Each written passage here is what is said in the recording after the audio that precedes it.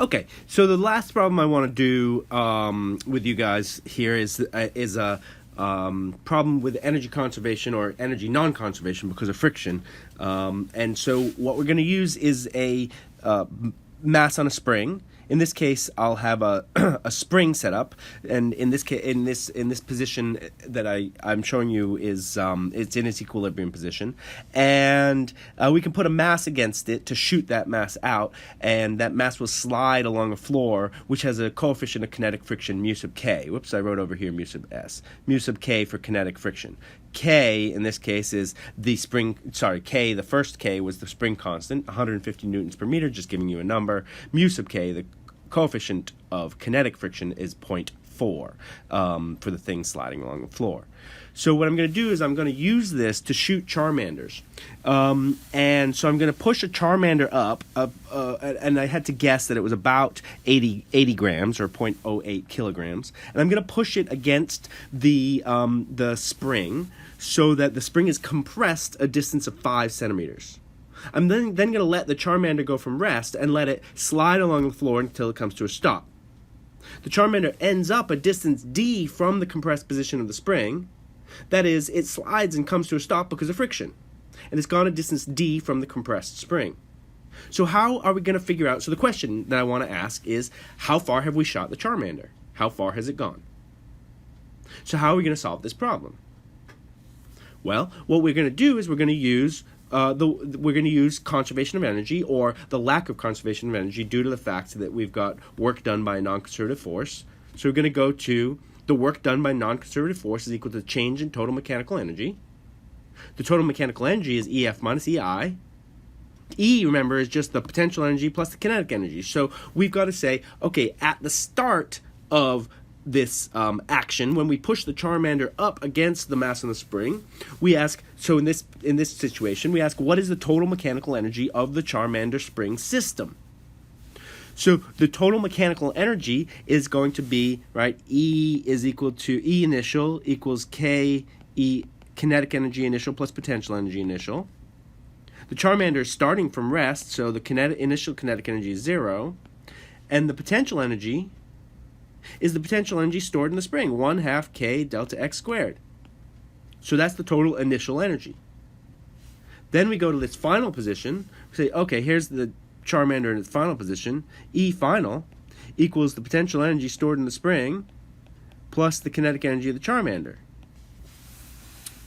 How much potential energy is stored in the spring? Well, here the spring is not compressed or stretched, so the potential energy stored in the spring is 0. The Charmander came to rest. That's how come it went a distance d, because it came to rest at that distance, so the kinetic energy is 0. So what's the total final mechanical energy? The total final mechanical energy is 0. So the Charmander goes, so I'm going to go back again. The initial total mechanical energy is 1/2 K delta X squared. The final total mechanical energy is 0. And we're going to go ahead and plug that in. So therefore, right, I'll just say E initial we saw was 1/2 K delta X squared. E final was 0. One of the things that I wasn't careful about here when I was talking about this is the initial and final potential energies. Right, the initial potential energy was, I'm going to go back again, due to the fact that we pushed against a spring. What's the gravitational potential energy? Right, we said potential energy. Potential energy is gravitational plus spring potential energy. What's the gravitational potential energy? Well, if we define this level as PE gravity equals 0, then as the Charmander moves, the Charmander does not move up or down in the Earth's gravitational field, so the change in potential energy due to gravity is equal to 0 as long as we stay on a level surface. So we don't have to take into account the potential energy due to gravity if we're not moving up or down. We don't have to take it into account. It may have a potential energy due to gravity, because depending on where we define 0, but we don't. But we can just define it as being 0, and that's going to be the easiest thing for us. So the only potential energy it has is the potential energy due to being pushed against the spring. Okay, so so we can write out here just to remind ourselves. E initial is PE initial gravitational, PE initial spring plus KE initial, and PE gravitational was 0, PE initial spring was 1/2 K delta X squared. And kinetic energy, it wasn't moving, so the kinetic energy is 0.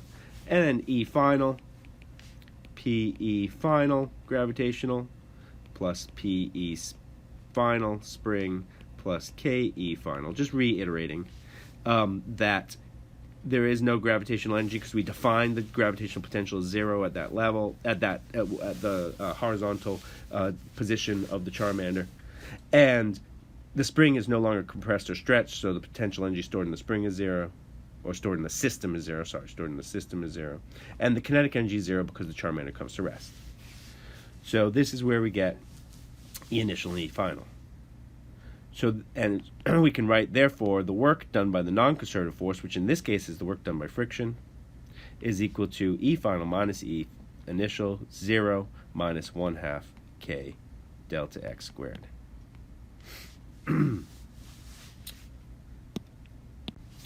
So now remember, we're asking the question, what is D? I drew a quick sketch. It's not a very good sketch down here in the corner. We're asking what the distance D from the compressed position of the spring was. The Charmander had slid a distance D across the floor, so the friction acted for a distance D, right? So we can evaluate the left-hand side of the equation, the work done by friction, is the magnitude of the frictional force, FFK, the magnitude of the kinetic frictional force, times the distance over which it acts, D, times the cosine of the angle between them. Now remember that the frictional force is acting in this direction while the displacement is already drawn to the right, so the angle between them is 100, well, I'll just write cosine angle between them, where the angle between the friction and the displacement is 180 degrees. So the last thing, so in order for us to evaluate D, in order for us to set this work done by friction equal to the change in energy, we need to put in a value for the an expression for the kinetic friction force. So just summarizing so far, we've got FFK, the force due to friction, times the displacement along the floor, times the cosine of 180 degrees is equal to minus 1/2 K delta X squared. That's where we are so far, right? So we set the work done by friction equal to the change in mechanical energy, and that's what we've got. So the last thing, so in order to solve for D, because we do know K and delta X, those were given, in order to solve for D, we need to say, oh, the frictional force, the kinetic frictional force, right, that's defined as mu K Fn. And in this case, because I don't know how to draw Charmander, because the normal force and the gravitational force are the only two forces in the horizontal direction. Sure, there's a frictional force, and then for some of the time, only some of the time, there's a spring force. But in the y direction, right, and this is where we always say Fn is not equal to mg. Fn is determined from Newton's second law in the direction of Fn. In the y direction, if we call this the y direction, we're going to get Fn has a component in the upward direction. Ff and Fs do not have components in the y direction. Mg has a component in the downward direction, and it is not accelerating. So that's in the y direction. F net y equals Fn minus mg, which is equal to may. It's not accelerating, so it's equal to 0. So therefore, in this case, Fn does equal mg, but that's not generally the case, right? So in this case, Fn is equal to mg, so therefore, the force due to friction is equal to mu k mg. And so I can go ahead and plug that back into the equation at the top. Boom, boom, boom, boom. And we get mu k mg d equals cosine 180, right? Cosine 180 degrees is equal to minus 1/2 K delta X squared. Now everything except for D is known. Solve for D.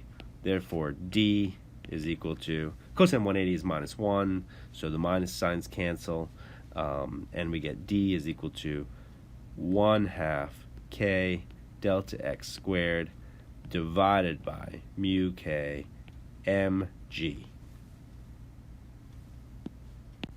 So if we go ahead and plug in the numbers, just plugging in all the numbers that were given, we get 60 centimeters, so 0.6 meters. So the Charmander slides along the floor 0.6 meters. Okay, so remember that it had a certain initial mechanical energy, which was equal to the total initial potential energy plus the total initial kinetic energy. It had a final mechanical energy, which is the total initial potential energy. Final potential energy plus the total final kinetic energy. And we said that the energy is not conserved because there's a non-conservative force that took away the energy, which equaled EF minus EI.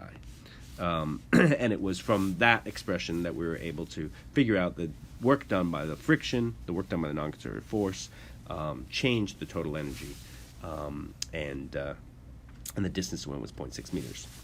So, so let me ask, how much energy was lost in this collision? It's not a collision. How much energy was lost in this operation?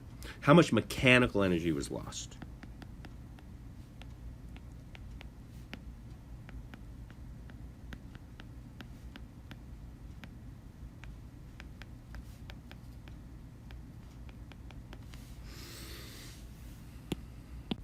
And then also, where does that mechanical energy go? Where is it? It's gone.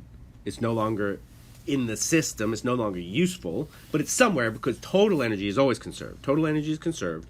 Mechanical energy is only conserved if there are non-conservative forces, right?